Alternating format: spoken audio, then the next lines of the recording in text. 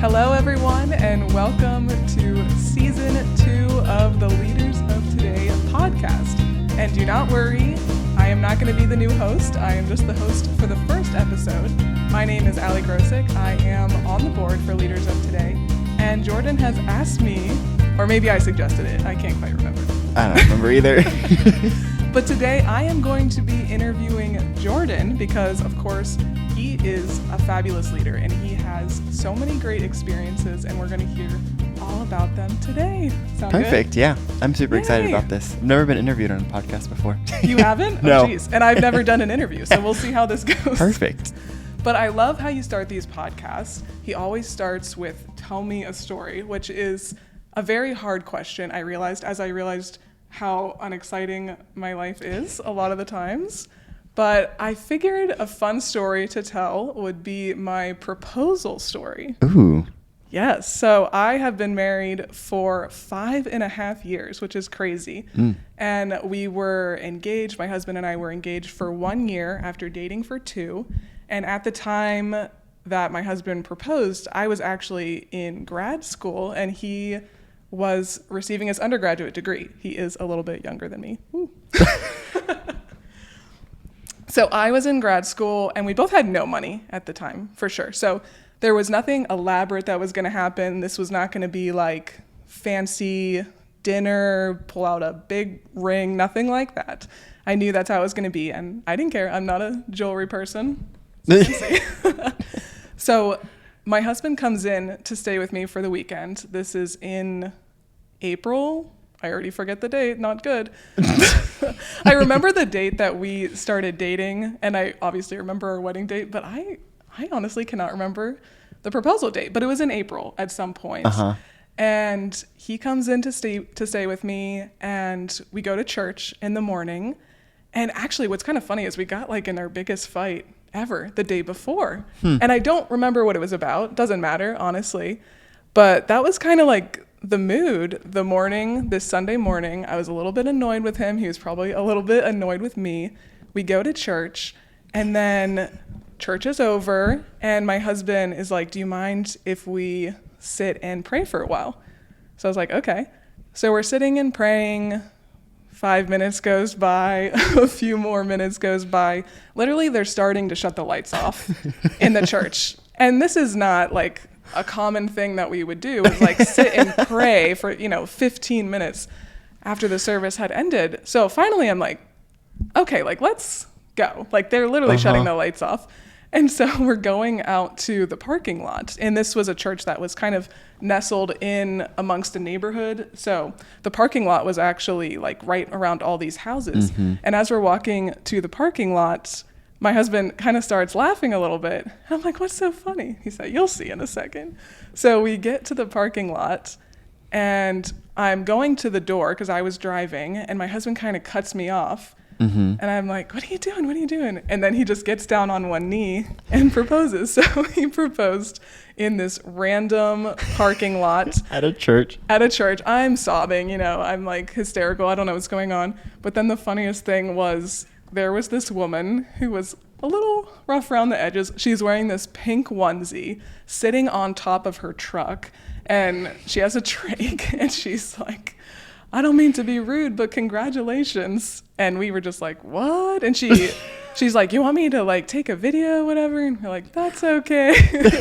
So we got in the truck, we drove off, and that was our proposal. So in a parking lot. It's but so it was funny.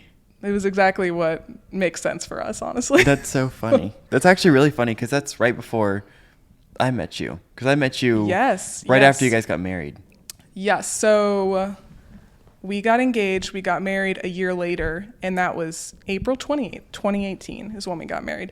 And then just a few months later is when I got my job at St. Francis de Sales as campus minister, and Jordan was a junior at the time. And he was, you were very unlike any student I had ever met, because my office was kind of close to the front doors. This is literally what I was about to tell. Oh, no, you did. You tell it then. Okay. Now, so yeah. Now Jordan will tell his story. Perfect. I'm just going to tell a story about you.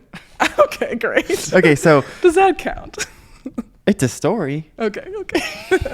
So when I remember when I first So Allie came. It was my junior year when you came, right? Yes. So I was a junior when you were. So I had already known the campus minister at DeSales, where I went to high school, and she had left. And I remember I was like, I have to go introduce myself to the new campus minister, because I used to do a lot of things in my youth group. I mean, still do. I'm a youth leader still, but I used to lead our youth group for a month as a student, which was a lot and too big, and honestly terrifying to me. Even now, I'm like, how did I do that? That's crazy. But I knew I needed help from the campus minister, just to like at least calm me down, or be like, this is something that you can talk about. And I remember just like I used to go into the office and just ask questions, and be like, is this something interesting to talk about? And so I remember I was like, I need to go talk to this new person. I don't know who it is, but I need to go talk to him. And so it was after school, and one day I was like, I'm going to go talk to her. And then I didn't, because I was scared. Then the next day I was scary. I have to go talk to this new person. And I was like, I don't want to. So I literally stood outside your office for like 5 minutes trying to be like, man, I don't want to go in there. So I finally like worked up the courage. I went in there, and I don't know, we probably talked for like 5 minutes. Yeah, well, like my perspective of it, because I remember it very clearly. I remember afterward, I was like, I'm going to go to the airport. Yes. Yeah. So Jordan was just kind of like loitering in my doorway. Do you remember seeing me out there?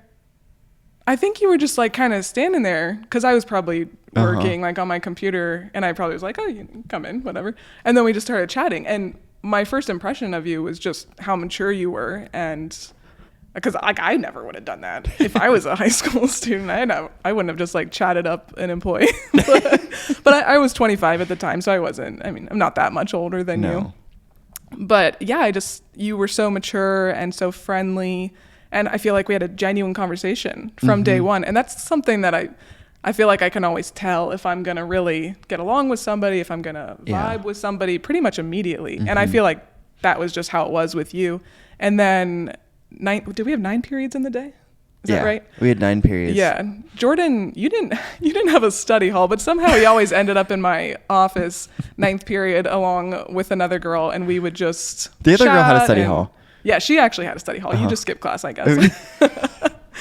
But we would have not good advertising for me. No. We would just have a lot of really nice conversations, I think. And I mean, a lot of it was productive. We would be working on things for campus ministry. But you and the other girl, Annie, I feel like we're just very mature for your age. And good times. But that first conversation, I just remember you were like, we were talking about whatever. And then you just said, I'm going to go watch planes. And then you were gone. And I was like, what is that? What does that mean? I'm going to go watch planes. But he was literally going to go to the airport to watch the planes. Yeah. Yeah. I mean, that's why Jordan is Jordan. Very unique person. I don't do it as much now because I work at the airport. But Full circle. Now you work there. Uh-huh. That was cool. But I used to go all the time just because it was like relaxing. Like I could just sit there and watch, and it was not like there's not many places that I can go where I can not think about anything. And that was probably my one escape in Columbus, that I could go and like actually relax myself. Even now, like I have a trouble just relaxing. I always, when I go on vacation to my uncle's house at his farm, that's the only place where I truly I will ignore my phone. Right? Mm-hmm. Yeah. I'll just ignore my phone. I'll ignore all my responsibilities, but nowhere else really can I do that. Well, that's something that we'll get into is I really respect your balance of really grinding with everything for leaders of today and everything you do with government, but then you know how to chill. And that's the job you took, was a job that wouldn't take a lot of brain power necessarily. Yeah. And I don't think a lot of people are that great at balancing that. So we'll talk about it. Should we do that first? Well, let's first talk about, when did your leadership journey begin? Because we've talked before about how you did not always consider yourself a leader, which I think a lot of people would find shocking, especially since you are pretty young to have accomplished all that you have. So when did that switch come for you that you really felt like, oh, I do want to take on leadership positions? So I remember I was in elementary school. It was probably the 4th or 5th grade. And this person came in, they were talking about leadership, and they were talking about all the great things about leadership, and they were also talking about some things that were harder, like people will look up to you, and people will rely on you for things. And there's a whole bunch of things that he laid out, and all of them were very true, but I feel like he kind of showed a lot of the negative sides of leadership in his conversation, or at least that's just what I picked up, whether that's what he was actually meaning or just what I got out of it as a fourth grader. But I was like, I don't want to be a leader. I was like, that just sounds like more stressful and more work. I was like, I'd rather just like have someone tell me what to do. It just sounds easier in pretty much every way, right? And so I probably had that mindset for a while. But I remember in 7th grade, I guess going back a little bit, my whole life, I've always been like, I want to be the president. Just because, I don't know. I just always. I don't know if you still have this, Jordan, but it was after you graduated. You were over at my house. It was probably a couple years after you graduated high school. And you pulled out the most epic timeline I've ever seen in my life of just like his life goals. Oh, yeah. I do one of those every year. I love it. I think it's amazing. Does it change a lot every year? Yeah. Because you had like till retirement. Like yeah, you're gonna get I always do gonna have the rest of my farm. life. Mm-hmm. Is the farm still retirement Oh, goal? yeah. I love that. Yeah. Anyway, continue. Well, we can talk about that in a minute. But I always was like, I want to be the president. That was the pinnacle of success. I was like, of course, this is exactly what I want to do. And so I went into 7th grade, and I had this teacher. His name was Mr. Pryor. Mr. Pryor was actually on our founding board. I think you actually took his place. Thinking about it, I think you were the one who. Mr. Pryor. No. Yeah, he stepped down. It was his time. He stepped down. It wasn't a. You're better than him. He's great. Yeah. But he basically was like, well, if you want to be the president, you have to be a leader. Like that is literally the job of the president. Yeah. And so I remember all the time I would come into his room like during lunch or after school because my mom was a teacher there, and we would literally just talk about being the president. He helped me build a website. I think it was like Jordan Reeves for President or something like that. .com. I don't remember. Can we still go on this website? Probably. Jordan Reeves for President.com. Check it out. Jordan Reeves for President.weebly.com. That's probably that would what make it more is. sense. I think you weren't going to pay for the domain. No, I was point. in. Yeah. I was in 7th grade. No. So, just throughout that year, I kind of built up a lot of courage. Like this is something that I can do. Like I actually could do this. I'm going to say my goal now is not to be the president, but it was until I don't know a few years ago at least, and so I think that was the very beginning of my leadership journey was him being like, you can do this. And then going forward, all in 8th grade, I think it was in 8th grade, we got a new pastor at our church. So we went from our old pastor to our new pastor, and our new pastor put in a whole lot of new things. Like during our youth group, we actually used a projector and a computer, and we had lights, and we had sound system, so we weren't just like sitting in a circle with our Bibles and paper. And we actually had like a whole bunch of technology to back up like whatever we were talking about. And Philip was like, hey, will you run our slideshow? And I was like, that would be awesome.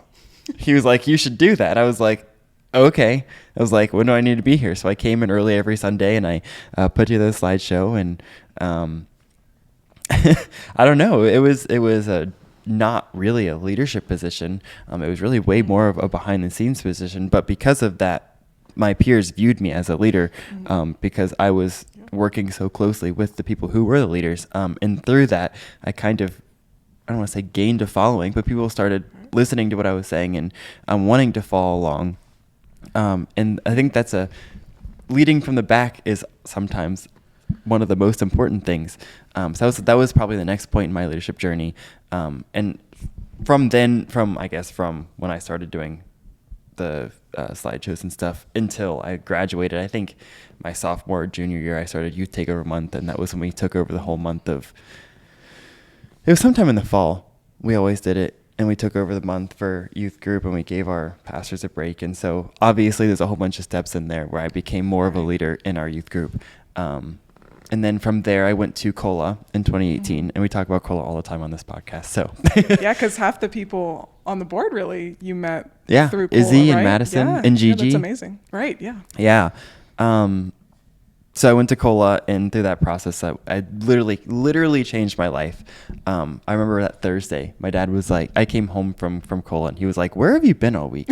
Like, not in a bad way, but like you're a different person. Like, wow. I was way more confident. I was way more willing to speak up. I was there was just I was truly empowered that I was a leader of today, and I didn't have to wait for points of permission to make a difference. And I know we talk about that all the time, like that's what we're called, but I felt like I could really go and make a change. And so that was a huge step in my leadership journey also. And then just creating leadership today, this has been a big thing. Well, even since I've been involved for about 2 years now, I mean, it's come such a way. Podcast was not even on the vision board, really. So it's amazing. But really what I'm hearing is that little steps. And we've talked about this before, that like overnight successes are usually made in about 9 years. And it probably has been like nearly a decade that you have started your leadership process. And I mean, now look where you are. So I think that's a good message to everybody, that no matter where you are, you don't need to worry about starting a whole organization or having a podcast or all these different things. Absolutely not. Just, little bit by little bit, and build your confidence up along the way, and look for learning opportunities, I think, to go to different conferences and retreats and things like that to really build you up. And I know for myself even that sometimes it's just one talk can really change your perspective, and it can, or even a quote, like one quote can change how you think about everything. So just continuing learning, I think. So my headphones are falling off. Do you have anything else you want to add about that? I don't know. I don't think so. I know that there was a whole lot of things in between that I totally jumped over, but I think that those were like the main things. At some point throughout that journey, I also in between my 7th and 8th grade year, I went and shadowed my first state senator. And shadowing is huge. Yeah, I've shadowed, oh gosh, I don't even know. I've probably shadowed at least 50 people in my life just to see what they do. From a counselor, that is my biggest recommendation. If you want to learn about something, even if you don't have a desire to go into that career necessarily, you can learn so much just from shadowing somebody for one day. It's insane.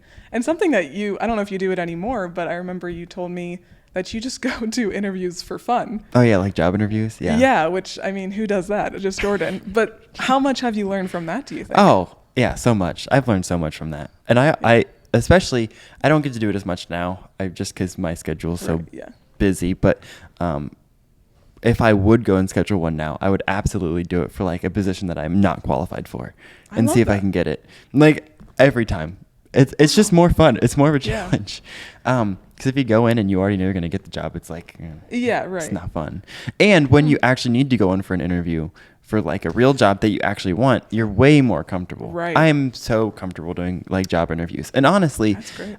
It is kind of like a game. Like, would I actually want to work here? Yeah. Like, and one of the questions I always ask is, why do you work here? Right. That's a great question. So if you are going to do a job interview, always ask, why do you work here? Because their response is sometimes the most, like, you don't want to work here based on their response. So that's fair. Yeah, I would always ask that question. Or why did the last person leave? I've never asked that before. You can. That is a good, interesting question, though. Yeah. Well, what you can do really is you can look and you could say something like, I've seen there's a lot of turnover. Why would that be? And I think people forget a lot of times that an interview is a conversation. And not only are you looking for a job, but they're looking to fill the position. So you have power in an interview too, and you can ask whatever you need to get a good feel for whether you would be a good fit for the culture. It's good to know about the culture. It's good to know about what kind of personalities even they like to work with. So yeah, and we try to do that during interview experience is good. Our interviews or viability explorations. We try to do that too. Like I intentionally ask them probably 5 times out that time, do you have any questions for us? Because I feel like they don't, especially if you're younger and you haven't done a lot of job interviews. Ask questions. Ask so many questions. Ask all the questions. If you go over their amount of time, they don't. That's their problem, Yeah. not yours. Ask them questions because you don't know the answer unless you ask. And don't be afraid to joke around a little bit. I mean, get a feel. It depends on what kind of industry you're working in, of course. But I worked in higher ed for a little bit. And when I applied for a position in career counseling, I interviewed with probably 4 or 5 different people, not the president, but kind of like the vice president, and then, of course, my boss and another person that worked in the career department and a couple other people. And I could kind of get a feel pretty quick that they were a jokey bunch. I think higher ed is pretty friendly. People, it's in an industry where it really matters that you get along. It's really important that people get along. And one of the questions that they asked me was, is there a certain type of person that you don't work with well? And the guy next to me who had the same position that I was applying for was wearing a plaid shirt. And I said, oh, I don't work well with people who wear plaid. And it was just like, it really broke the ice. Everybody laughed, but I read the room. I thought that they would have a good response to that. And those jobs can be very competitive, very, very competitive. And I honestly think that that was a big part of why I got that job. That's actually so because funny. I didn't come in like a robot. I came in showing my personality and what I would be like to work with. Leaders of Today, the nonprofit, gives away microgrants to 14 to 25-year-olds. So if those students have an idea of something that they want to do to change their community, Leaders of Today will give them a microgrant of up to $1,000 to go and do that project. This year, Leaders of Today has added an education component of our nonprofit. We have developed a leadership curriculum discussing our 7 values: leadership, generosity, teamwork, innovation, networking, service, and fun. These videos can be found on our YouTube at Leaders of Today CO. We also have used this curriculum to host 2 summer programs for both high schoolers and middle schoolers, as well as an annual high school conference. We are now expanding by developing a 7-week high school leadership training. Cohorts will meet weekly to enhance their leadership skills. To learn more about Leaders of Today, you can visit leadersoftodayco.com. So you've talked about some people that have really made a tremendous impact on your life. Yeah. And I know just from talking with you other times that you have a whole heck of a lot more. So can you talk about some of these leaders and maybe why you feel like they're good leaders? Yeah. There's been countless leaders in my life, like so many, way more than I could ever count, for sure, that have helped me get to where I am today. But some of the ones that are the most important to me, I kind of talked about in what we were just talking about, but I didn't really name the people. So I would say the very first person that impacted my life in a major way was Mr. Pryor, and obviously just because he believed in me, and so that was the reason why he was such a impactful leader in my life. And then Philip, and honestly, like no joke, Philip and I are still like best friends. So I say that he's my number 2, but he has continued all the way through this whole process. He actually is a doctorate in leadership now, which is really cool. So Philip is the next one because, again, he believed in me, but put me in a position where I could lead others. And I think that just giving me the push, like, go do this, not just like you can't, like telling you can do this, but also go do this, was a big push that was very helpful. And then I would say Jordan Davis, who started COLA, and just because how amazing COLA was and the amount of things that I learned in COLA is seriously just amazing. And even now I'll talk to Jordan and be like, I have a question. Can you help me with this? And she will. And again, she actually majored in leadership. She actually made her own major at Ohio State and that's amazing. Made her own. So is that now a major that people can do because of her? It used to be, but now it's just a minor. Okay. But I'm sure you could make it a major again. Or like maybe entrepreneurship with a minor in leadership or something like that. Yeah. Would be good. Well, I'm sure that you could still just make your own kind of leadership plan and do that. But yeah, Jordan Davis is awesome. And I don't get to talk to her nearly as much as I want to, but yeah, she's amazing. And then Bob Goff, which is actually someone that I don't know, so it's kind of funny that I list him, right? But he just, so throughout COVID, that was such a hard period for everyone, but I was so weird because it was my graduation year. Right. And there was a whole lot of other circumstances that were going on in that time period. But every day during COVID, I would take a walk. And that walk was probably one of the best things like if COVID wouldn't have happened and I wouldn't have gone on those walks, I would not be the person I am today, because I learned so much about myself through those walks. But every day I would listen to the Dream Big podcast, which is Bob Goff, and I read all of his books, either right before COVID or during COVID. I remember I finished Dream Big. My birthday's in March. It's March 2nd. So I finished the book on March 2nd, but I started it 3 days before, and I am not a reader like that. Like, I read books, but I read them out of having to read books. That one I loved so much. I just kept reading. Like, I literally could not put it down, which is so funny because I'm just not like that. But I remember just learning so much about myself through the things that he was saying, and how to treat others, and how to treat yourself, and how to, I don't know, just a whole lot of things. I'm just so thankful for that.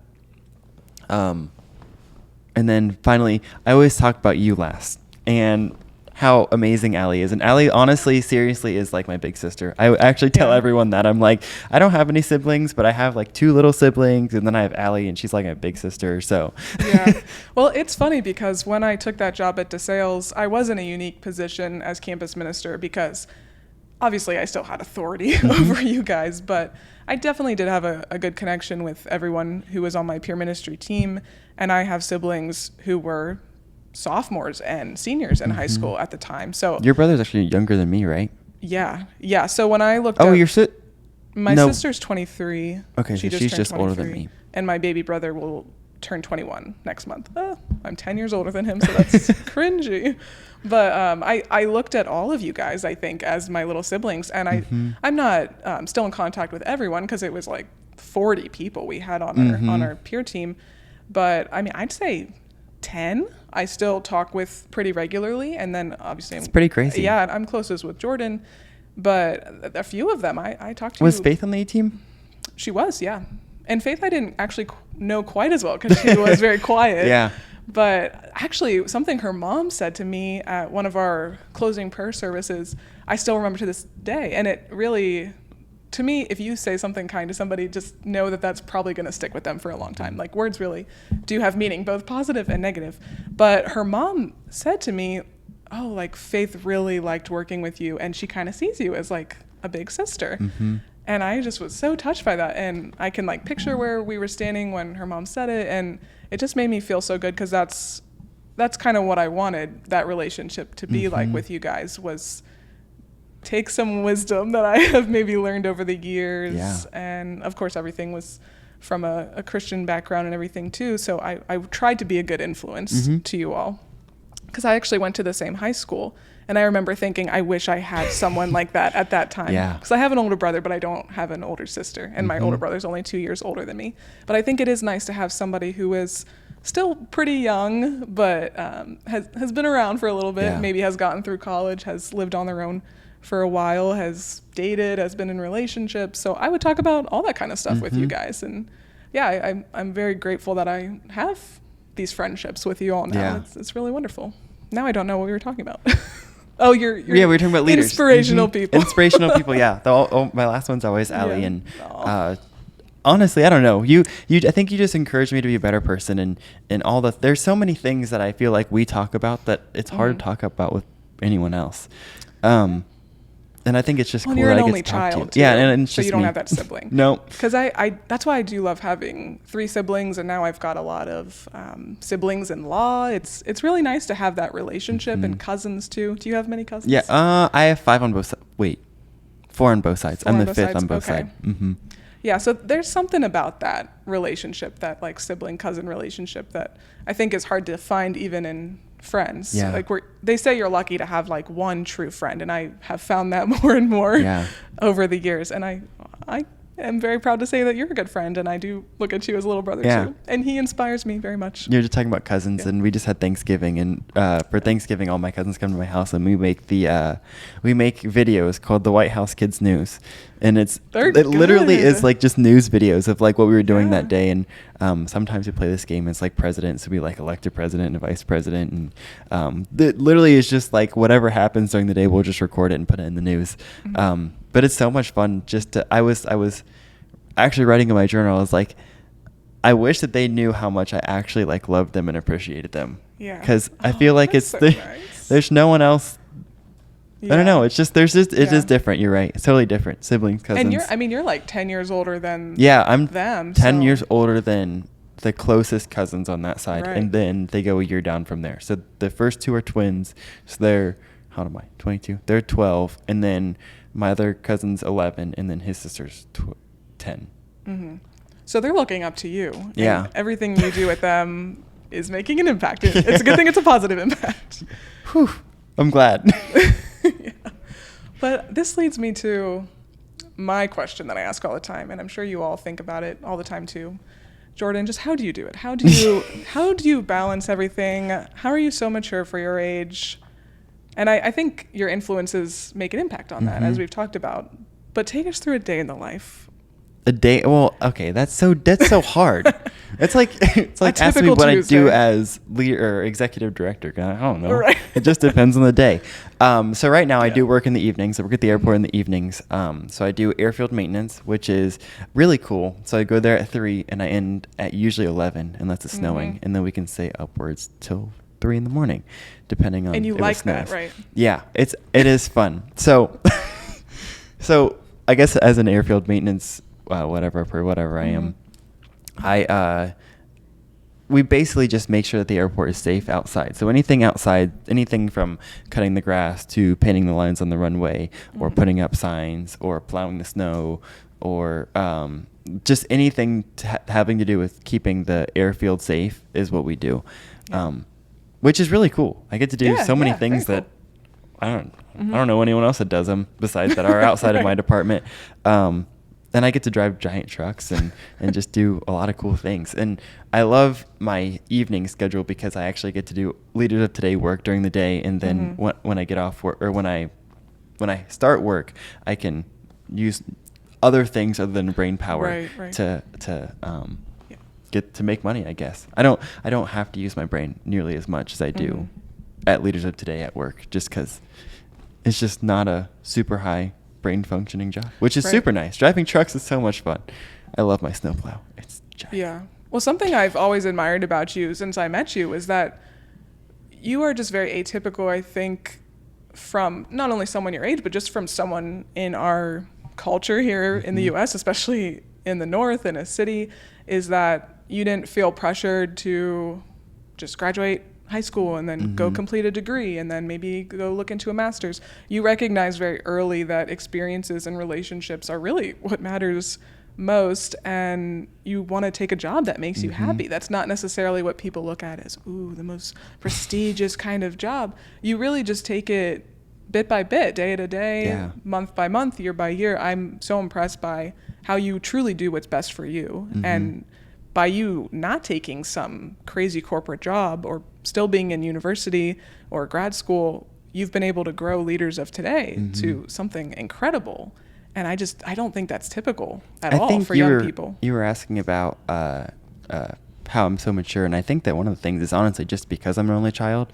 I didn't have other. I mean, obviously there was kids that I played with, but for the most part, I was at home with my parents' friends and talking with them. So I did a lot of things that were with adults from a very young age. And I remember reading something, and it was talking about when you have kids, make sure that you have conversations with adults and make sure they sit at the table, make sure they're able to ask questions, stuff like that. And I was like, that is so true, because I absolutely could ask any question I wanted to at the dinner table, no matter who was there or what we were talking about.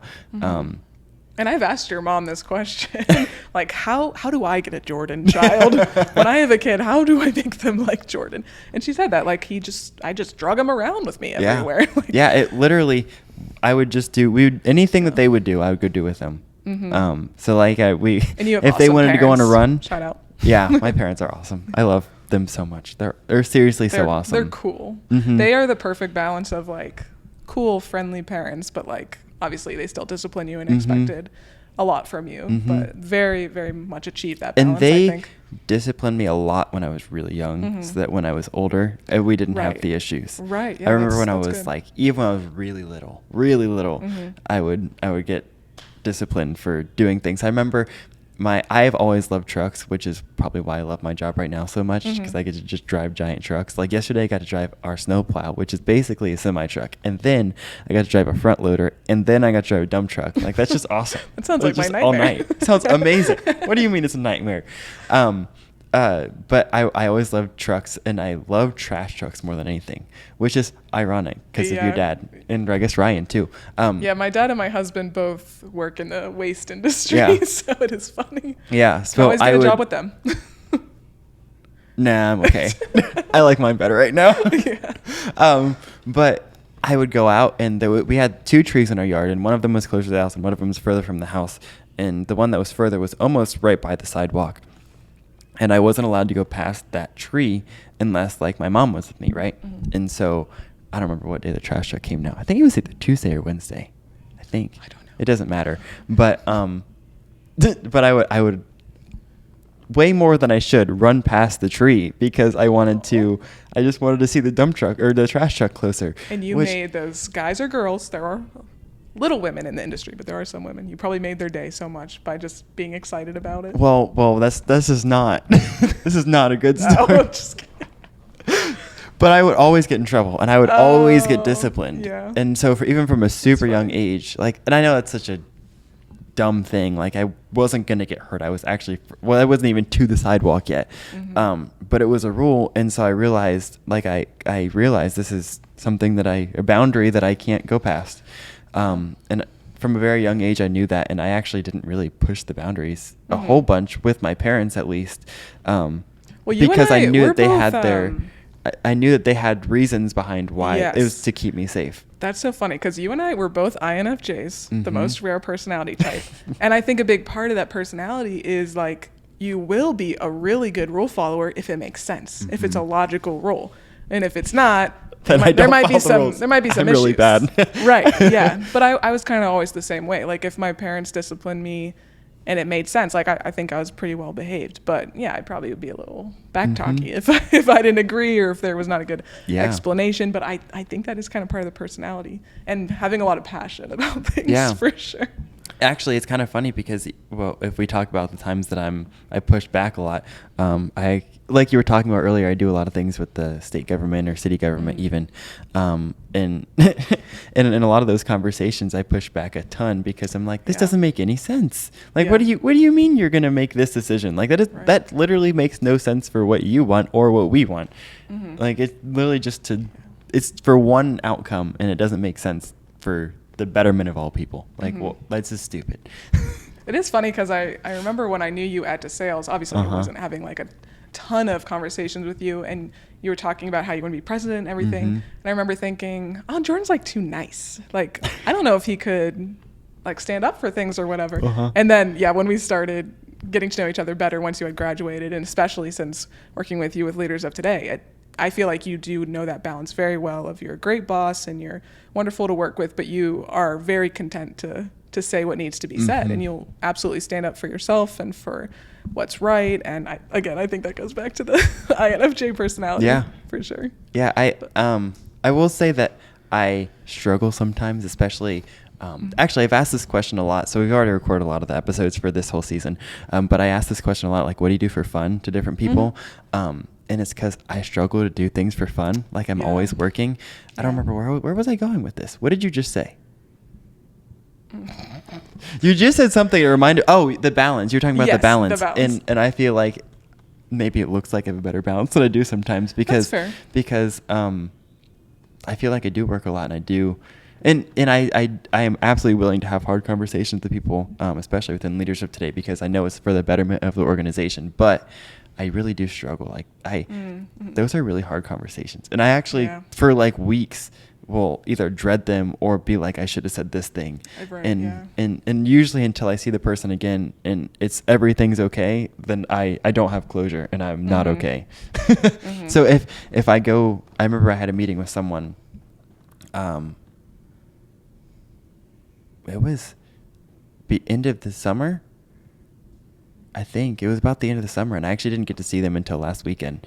And I actually had It like was, like, no over your closure. head, yeah. Like, yeah, it was I'd be always the just kind of same. lingering there. And Yeah. then I saw her, and it was all good. Like, nothing happened. I mean, not like nothing happened because things changed, like actions changed, but it wasn't like she was mad at me in the moment. Right, right. So I feel that. Well, that's something I realized when I worked at DeSales was I didn't like being the end all be all. I didn't like being the number one person in charge. I like having responsibilities, but I don't like being number one. And a lot of that job was like trying to get people to volunteer for stuff. And I hated that. Oh, I hated that so much because people are like running away from you because they know what you're going to ask them. And I just found I really didn't like that. I didn't like having to make, those like cuts and things like that with students interviewing for different positions. People would get really mad and it was so competitive.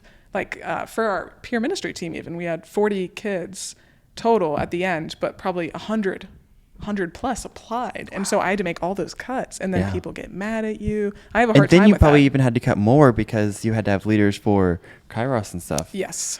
Oh man, we do this retreat called Kairos. I think a lot of Catholic schools do it. Yeah, it's a 4-day retreat and it's amazing. A lot of people have really great experiences. It's stressful for me to put it together. But yeah, one of the most stressful things was picking the leaders. We'd have like 6 leaders per season. Yeah, I think it was 6. Yeah, we'd have like three different retreats a year. So I'd have like 12 or I guess 18 leaders 18. probably total. And it was so competitive. And that one especially, people got mad at me. And that's where I was kind of like, okay, listen, I'm the authority here. Like, you can't all get it. And that kind of showed me something. Like, if you're the person that's going to get really mad about this decision, you probably weren't going to be the right leader for this retreat, So but that bothered me a lot. I would go to bed and worry about these kids and how bad they felt and stuff. So I just didn't like it. I didn't love that role for that reason. And that's actually when I went and then worked in higher ed. I said that because it was kind of a downgrade in a sense of the type of job. And they asked me that. They were like, why are you leaving like the director of a position to be just kind of like a worker bee essentially? And I said, because I realized I didn't love being the director. I love working with people, but not necessarily, I don't like being in charge of people. Allie is such an amazing number 2 also. I love being number 2s. I love it. Working on lots of different projects together right now. Yeah. And stay tuned. Yeah. Should we talk about that? Should we talk about your goals and maybe how they've changed and what you want to have accomplished in the next couple of years? Or is it a secret? Yeah, I mean, I don't think it's a secret. Okay. So, I feel like I have a lot of goals, a whole lot of goals. But one of the ones that Allie and I are working on right now is we're working on writing a book. Yes. So I'm writing the book, but Allie's helping me like fine tune and refine it because I don't know what I'm doing. I'm also dyslexic and so like I read books, but I read books and it takes me a really long time and I like enjoy having books, but I guess stay tuned for just kind of what that is. I know it's going to be leadership related and it's going to have some things about my faith in there. But yeah, we don't necessarily know all the details, but we're in the process of writing it now, and you'll probably see me post more on my Instagram. Yeah, unfortunately, next year. And Allie is very good at like giving me, this is what you need to do, and then being like, why aren't you doing this? So no, and I mean in a good way, because I need you to hold me accountable, because I definitely don't want to post on Instagram a lot.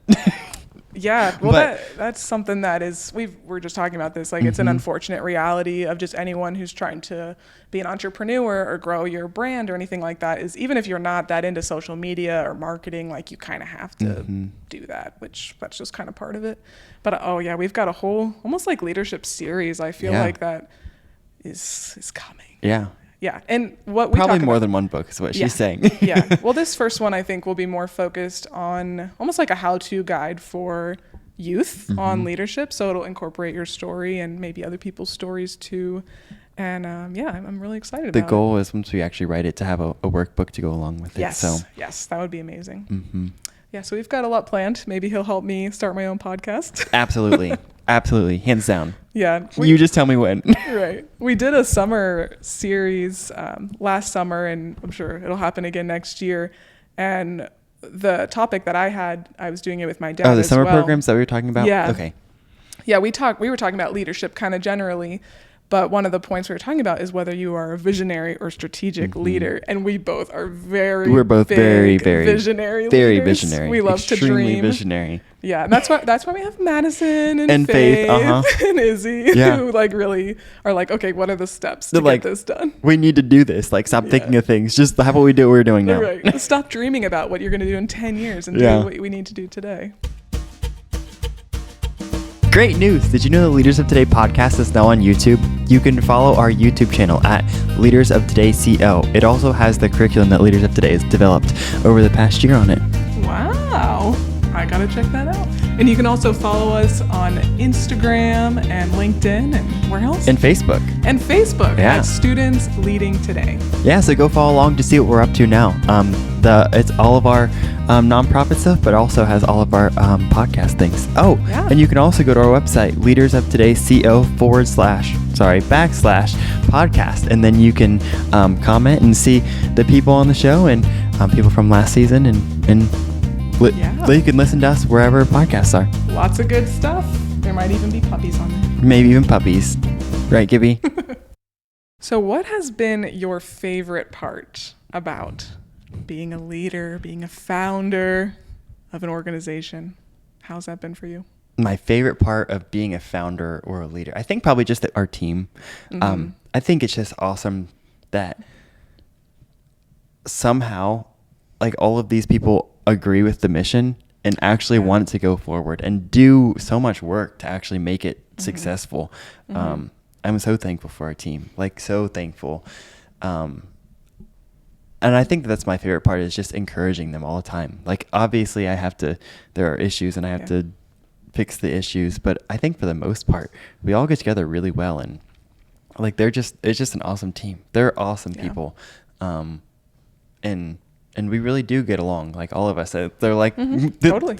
Everyone is kind of like my closest friends, because they actually understand, and we're all in this together, and like, truly, we all just love and appreciate each other. So I think that my team is definitely the favorite part, and getting to lead the team and encourage everyone, and then just being able to fill in the gaps, being able to help them out also. I think you've done a really fabulous job of bringing people together that all have different skills and all have different personalities. And as you were just saying, some people are more strategic leaders than visionary. And it's really essential, I think, to have all those different types of people that come together. And I don't know if it just worked out that way, or if you really were thinking that as you brought people in, like, oh, we kind of need this type of person. Or Yeah, I think it was a combination of both. A lot of it kind of just fell into place, but at the same time, I think a lot of it was things that I was thinking about, like, I want someone in this field, in this field, in this field. And I never necessarily thought about like visionary leaders or strategic leaders, but that also kind of just fell into place. So yeah, I think it's a combination of both. There's definitely a lot of strategy in who I picked and why I picked them.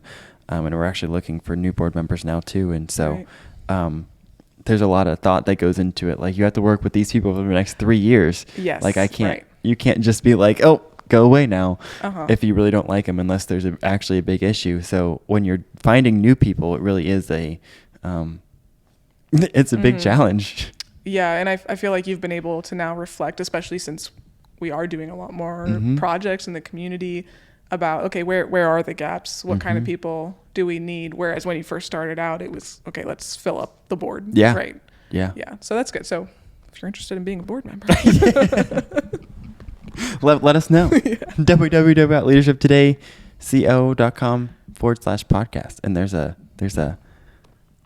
application? No, not an application, but there's like box, like a question box. Oh, okay. Just ask in the question box. Yeah.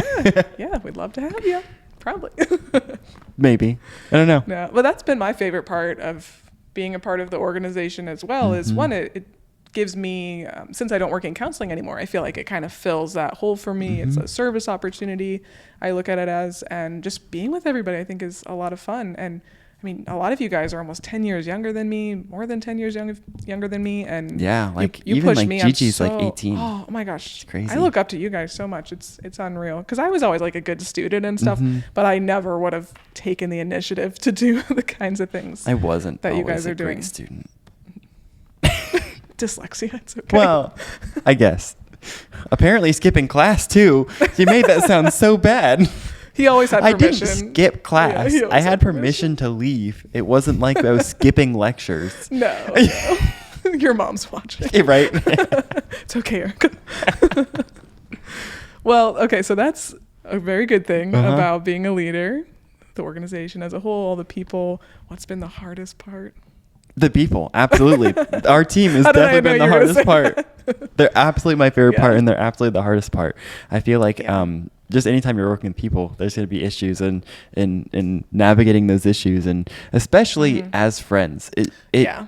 I love the fact that everyone's friends, but it also makes it hard at the same Right, time, right. because sometimes you have to have hard conversations, and having hard conversations with friends is harder than having hard conversations with Strangers, right? yeah, Yeah, than people you just totally. work with. Yeah, but so they're absolutely my favorite part, and absolutely the most stressful part Yeah. at the same time. Well, it's challenging because we don't have anybody who is like, this is their full-time job. Yeah. So you're trying to work with everybody's schedules. You're trying to have meetings. And actually, It's- no one gets paid for it right now. Yeah, there was a joke. Faith, who's now on the board, she started was an out intern, as an yeah. intern, and there was the joke. The intern is the highest paid person because Yeah. she was able to get money through Ohio State, which was awesome. Uh-huh. And yeah, even again, our intern will again be the highest paid. Yeah, person. again this year we have Yeah. at least one intern for next semester, and she will also be the highest paid person. Yeah. Oh no, I love it. It works out so well. But that really is a testament, I think, to people really want to work with you, and they really support the mission, because people wouldn't do work for free Yeah. if they didn't If they didn't agree enjoy with it or- everything. Right. So that's something that really stood out to me when you asked me to be on the board. Like, oh, other people are doing this, so must be pretty fun, must be pretty good. And Man, that's the story I True. should have told. That story was okay. So I'll make this quick. At the time, our president was Josh, and so Josh and I invited Allie to my house, and so it was both my parents and myself and Josh, and then Allie and Ryan. And during this, this is so funny. I was nervous, right? I don't know why I was nervous, I don't know but why. Josh was even more nervous than me. But here's the thing: I told Josh, Oh. I was like, "You're the president, so you're the one that needs to actually ask the question." and I had been around him a couple times at least. Yeah, it right? wasn't Yeah, the I first knew time. him. Maybe like And two. maybe two Might have times. been our third time, Yeah, probably probably. with Josh. So, but we were both nervous, so we definitely stalled for like a good hour. Like there was a good hour where we were not trying to ask this question. Yeah. We were just trying to. But then they were like, "We need to go soon," and so I looked at Josh and I was like, "We need to ask her now, right?" Here's the thing: for the next like hour, as we were trying to ask her this question, there was other conversations going on, and we literally This was could a not. long night. This was like a 5-hour at the dinner table kind of night. A good old Midwest hangout. We were trying so hard this like second hour to ask you questions, but people just kept talking over us, and there was never like a good transition. Like, hey, do you want to be on our board? Like that's just Right, there's yeah. never a good moment to just be like, question for you. Yeah. So we tried so long. That's And so funny. finally, I think my parents ended up talking to Ryan, and then it was just me, you, and Josh. We were like, finally. And so Yeah. then Josh asked you, and you were like, sure. And I it felt was like super I was exciting. being proposed to, because you guys were like, and I was like, what? They were like, you want to be on the board? Sure, okay. I didn't know what I'd have to do, but I'm like, okay. No one did at the time. But it's funny because then when we asked Faith to be on the board, it was kind of a similar situation, because you had me ask her, because I knew Faith as well from before Leaders of Today. And that Also- was actually over Zoom. You and Faith were together, Yeah, but I was so- over Zoom. So this is also a funny story. Yeah. So because Faith was our intern, I don't know if you know this or not. Ooh.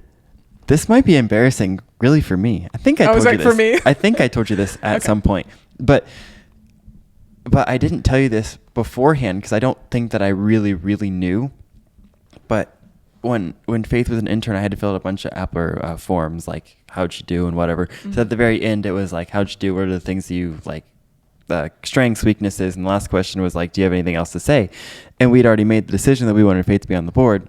And so I said that she was so awesome that we were actually going to ask her to be on the board. I didn't know that she could see that form. Oh, I do remember this. Yeah. I you didn't did know tell me she this. could see that at the time. So That's right. we accidentally asked her on a form that she could read. Yeah, and then So- it was a big thing. Jordan was texting me. He was like, "Okay, ask her now." And then Faith was just like, "Okay," Okay. because she already knew. Yeah, no, it was disappointing, but it's Yeah, fine. and That was she's, funny. She's been amazing. We Yeah. always say, what would we do without Faith? What would we do without Faith as an intern? And now what would we do without her on the board? 'Cause Yeah, she's for a real. rock star. Same thing Love with like Faith. Madison. Madison wasn't Yes. originally, so Madison was my, hold on. She was like my partner that was after Cola. So during Cola, we got like paired up with someone else to help make sure that we actually finished our projects, right? So Madison actually kind of didn't finish hers, but hers was Run the Race related. So we it kind of is full circle where we actually still work with Run the Race now. Yeah, we do now. Mm-hmm. But when I was asking all of our board members to be on the board, I was like, I need to ask Madison, right? Mm-hmm. And that was she was one of the first people that I thought about. And then I asked all of our board members, and we had 7, and we were only going to have 7. And I was like, oh, that's it. And then about a week after I decided who all of our board members were going to be and asked everyone, I was like, I didn't ask Madison. I was like, I totally forgot to ask Madison. I was like, what do I do now? Because I knew that she was going to say yes, but we were trying to make sure there was an odd number, not an even number of people, right? Okay. So, so I asked one of our other friends, his name was Corey, and I was like, Corey, I have a question. Would you do this for a year? Because I made a mistake, and I don't know how to fix it unless I find someone else to be on the board. And I literally have used all of my options. I have no idea who else could be on this board right now besides you. Like you're the only other person I could think to ask. And he was like, yeah, sure, I'll do it for a year, of course. And I asked him like we were getting dinner or lunch or something like that. And for some reason, I wasn't nervous about that one.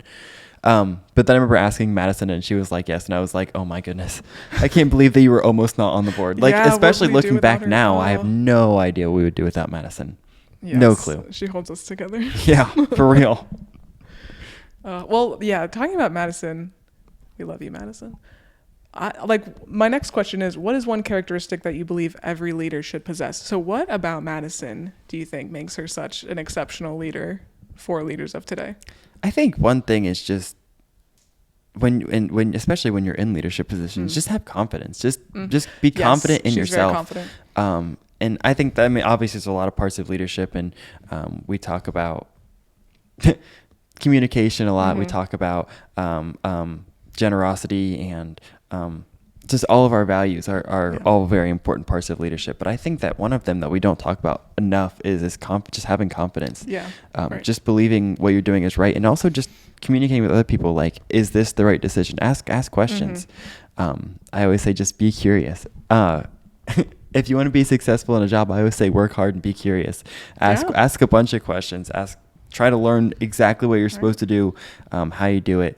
And then if you have questions, no matter what, if you started yesterday or in 23 years, you're still going to have questions. So ask questions. Yeah. Don't be scared to ask questions. Ask for help also. It's a great characteristic of a leader. Being willing to, what did I just say? Ask for help. Saying, I don't have enough time to do this, or I don't know how to do this, or ask for help. And I would also say, dang, I just had this too, and I said ask for help, and I don't remember what it was. Oh, being willing to say no. I'm really bad at this, but no one can do everything, and you're honestly better off saying no if you don't have the time or energy to do it. So be willing to say no, and I'm getting better at that. So Right. It takes time, because I used to be so bad about that too, and now I'm even honest with you. Like, look, I'm trying to start a family. We're moving, so I'm going to be honest about, look, this is how much I can do, and I can't do much more than that. Like, I'm going to be real with you with that, and if I'm not the best fit for the board anymore or whatever, like, it's important to have those conversations, because I don't want to let anybody else down. But that's something I struggled a lot more with when I was your age. So I think it just comes with time, and you just have different priorities at different points in your life, and that's just kind of how it has to be sometimes. It was actually funny, because I was talking to someone recently, someone I didn't know super well, but just through conversations with them, I was like, man, they just need to start saying no. Like, you're involved in too many things, and honestly, you don't enjoy them, but you don't know that you don't enjoy them yet. Like, I know you don't enjoy them from my perspective, but you don't yet, and it's so funny. Too overwhelmed. Well, that kind of leads into then, what do you see a lot of leaders do, or what's a characteristic that they have that you think is maybe not the best? For me, I think that's part of it. Like, I think overworking yourself. Yeah, I definitely would say overworking yourself, but I also think leaders who are like bosses, are not always the best. I think that leaders who do not encourage their team, or who have expectations, and then when they're not met, it isn't how can I help you? It's a why didn't you get this done kind of thing. I think that's a really bad characteristic in a leader. Something that I've struggled with, especially just working under other people at other jobs that I've worked. I think leaders that one leader that I know, someone that I work for, made me feel super small. Like he was always like better, and that was something that I really, really, really did not like. I don't know. Yeah. I think there are a lot of characteristics in leadership, and I think once you get outside of the I'm doing this for other people, and you start doing it for yourself, or because of frustrations, and you don't want to deal with it anymore, I think that's when a leader turns into a boss, and isn't always a great. Yeah. Right. And my dad, he's been pretty involved with us with Leaders of Today. He's done a lot of talks, and he emceed our conference.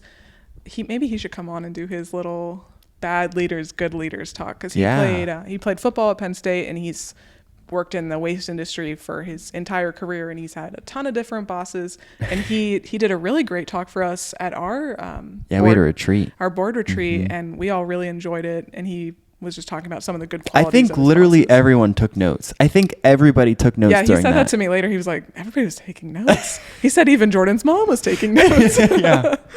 And I said, because it was good. We really got a lot out of it. I didn't even take any notes for anyone else. It was just him. Wow. Yeah. Look at that. He loves to be on a podcast too, so you got to get him on. Yeah, we've talked about it. We just haven't scheduled a date yet. Yeah, we'll just have my whole family on. Ryan's going to be on. My husband's going to be on. Yeah. And my dad.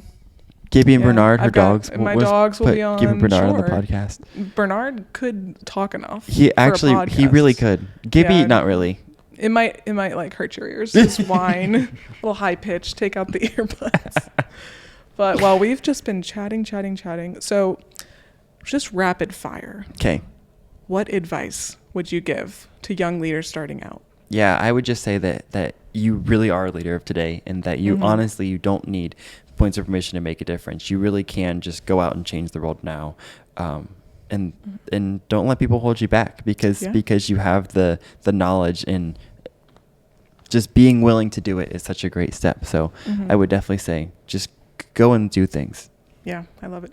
Well, and two, I love this question that you always ask people. What do you wish people would ask you about more? Ooh.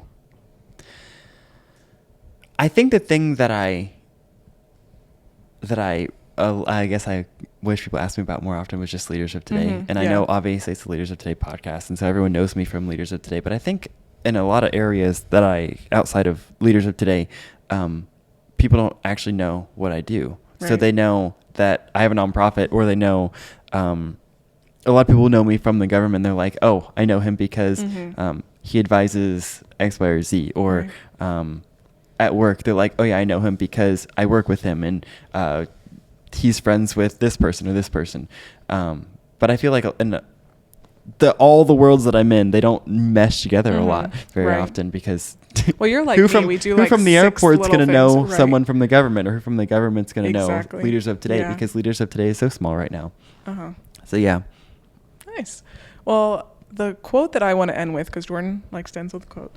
This is one of my favorites. I kind of fail at this sometimes, so you're doing better than me. I don't always ask quotes. I don't always do quotes at the end like I want to. Yeah, I love this one. It says, not all of us can do great things, but we can do small things with great love. And that is from Mother Teresa, who's now a saint. Yeah.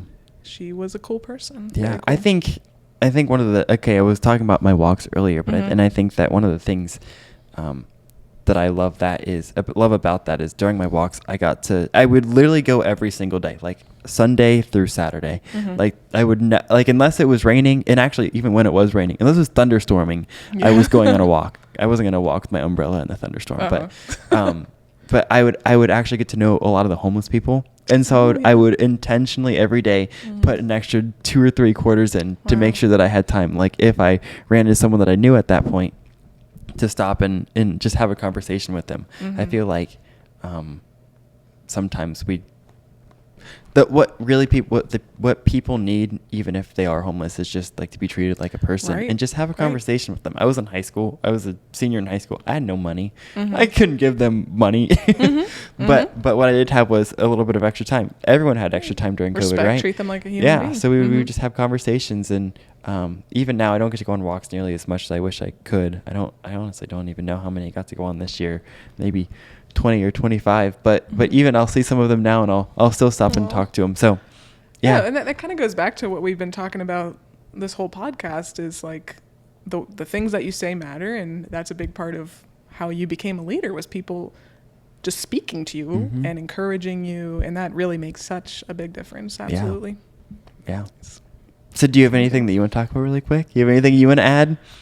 I don't know. No? I'm not prepared. Well, I'm like Jordan. As I said, we're both INFJs. We're both visionaries. I'm always dreaming up something. So I'm working on a couple books myself. I'm actually doing something similar to what I'm doing with Jordan, like as in we're working on a book together. I'm working with my dad on his memoir, because he has quite a cool story. You need about 5 hours to have his story on a podcast. But Yeah. I find that I really enjoy doing that. I like working with other people and putting their stories in book form. Actually, basically my sister-in-law, my brother-in-law's very serious girlfriend, her dad, his father was in the war, and he wrote letters. Which war?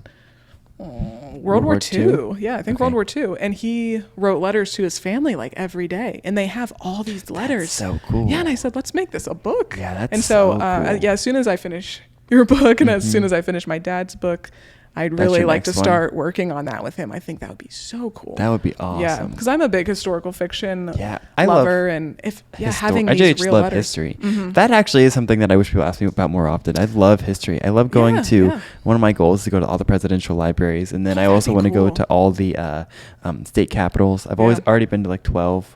I actually like in this spring, which is a long time ago now, I went to Indianapolis though, just for the day, just so I go to the State House. It was like I a love Saturday that. morning. I was like, I don't have anything to do today. I'm going to go to the State House in Indiana. Yeah, I love, sometimes I'll be like, Jordan, what are you doing? He's like, oh, driving to Pittsburgh. I'm like, well, Yeah. he's like, Just cuz. 'cause. Just cuz. Yeah. Love that. No, but I'm the same as you. I've always got something that's brewing, and I love that each month, each year brings something different, and I think it'll be a big year for me coming up. I'm excited about it. Yeah. Tell us about your YouTube really quick.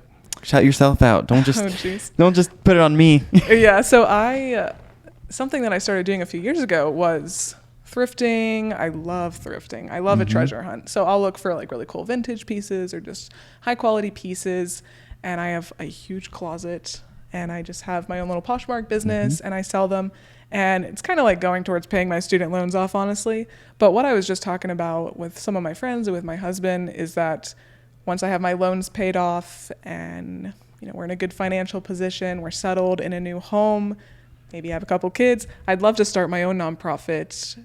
Basically thrifting and creating free stores, I think would be really cool, because a lot of towns do have free stores where people who are just struggling in whatever way, who can't afford clothes, they can come in and they can get a certain amount of clothes for free each month. But a lot of times the clothes are crappy, they're not good clothes. So I would love to still continue to thrift and find these treasures, good quality, even designer items. I think it'd be so cool to be able to offer to people for free. So that's kind of something that's on my heart. I would love to have my own nonprofit, and I love fashion and clothing. So I think that's something that I would like to have at least a good grip on in the next 5 years or so. So that's a big part of what I do. But I also have a YouTube channel that is centered around my thrifting. So that's really fun. It's called, What is it? It's called Columbus Cozies. And then I also am a huge reader and writer, kind of goes hand in hand. So I have another channel called Cozies and Classics, where I talk about books that I've read. Don't you and your mom have one about history? Yeah, we're working on that. Okay. One. That one is kind of on the back burner, but yes, I do have like 6 I videos. remember I saw I'm that and I was like, editing, this is so exciting. Yes. Well, you know what? I'm glad you said that, because that gives me some gumption to do. That's just the one that I like the most. You're right. Yeah, I know. So Whatever you do, though, I'm totally behind it. Especially like the podcast you were just talking about. Yeah. Absolutely, well, we should right. do that soon. Well, And then Jordan and your I, we've both nonprofit, talked about for sure. Maybe even having a podcast together, or you just helping me out with one. But I am very passionate about my faith, about my Christian faith. And I would love to have a podcast talking about relationships, especially like the struggles of trying to find a good relationship in this day and age, and just sticking to your morals when the world is telling you to do the opposite. Just having different people on, single people, married couples, older married couples, young couples, like just talking about relationships, but from the Christian perspective. It's actually funny because I've been going back and forth, and Allie's kind of been like, stop giving me whiplash. But like on we were talking about this book, and we really wanted it to be about, we knew it was either going to be about my relationship with Jesus, or it was going to be about leadership. And so I've gone back and forth probably like 12 times, and like, what do I want to talk about? Well, honestly, we'll start writing it, and we'll see it where could it just takes be both. us. That's just kind of how it goes. Even like I wrote a novel, and everybody writes it in different ways. Some people have a very serious outline, and then they go from there. I just kind of write, and I see what happens, and I have a general idea of what's going to happen. But it's amazing how your story will just kind of go in a certain direction. Yeah. And you can't even plan it. You just go with it. So that's kind of what we're doing right now. We're still in the starting stage. Yeah. But hopefully this time next year, it'll be out. Yeah. I think it very well could be. Super exciting. All right. Well, I'm definitely going to have you on a podcast, just a regular episode this season. I know you were on last season.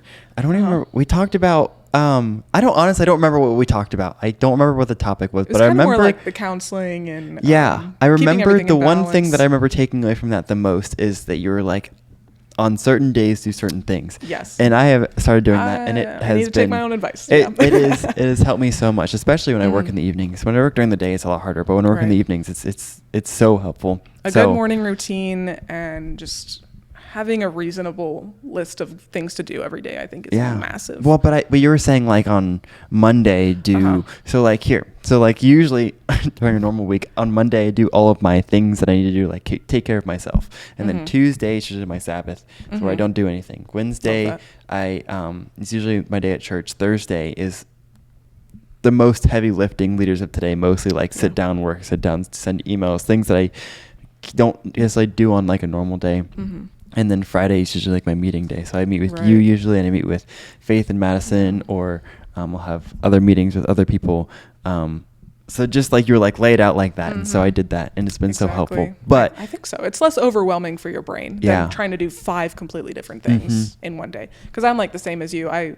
My weekends are usually very busy. A lot of times we travel or we have people in. So my Mondays are usually like I'm not leaving the house. I'm like doing my Poshmark listings, things like that, things that don't require me to be on camera. And then Tuesdays and Thursdays are usually my filming and editing days. Wednesdays are often my errand days, I feel like, and then just catching up on editing. And then Fridays, ideally, would be writing most of the day / traveling. But we've done so much traveling this season, but I'm going into a slow winter, and I'm really excited to do a lot of writing. So. Exciting. But that's a good way I found to do it if you do have a lot of different things on your plate, to just do your best to do like just each one on a day of the week and have a Sabbath. I think that's really important, especially if you are a Christian, or even if not, you just really need a day that of doesn't rest. matter. Yeah. Just everybody needs a day of rest. Absolutely. Something that I was missing. I used to always talk about how I didn't Sabbath, but I would actually take 2 months off during the summertime and go on vacation. I can't do that anymore. So actually having that day a week is so important to me. Yeah. And when I don't get it, it's sad. So. Right. That's something that we've been talking a lot about in my Bible study, actually, is that it's not a suggestion. It's a commandment to honor the Sabbath. And that doesn't necessarily have to be Sunday. I don't think it's just having a day a week where you are praying more and doing things that fill your cup, whatever that may be. Yeah. Well, I know we're like pretty much we're definitely over time right now.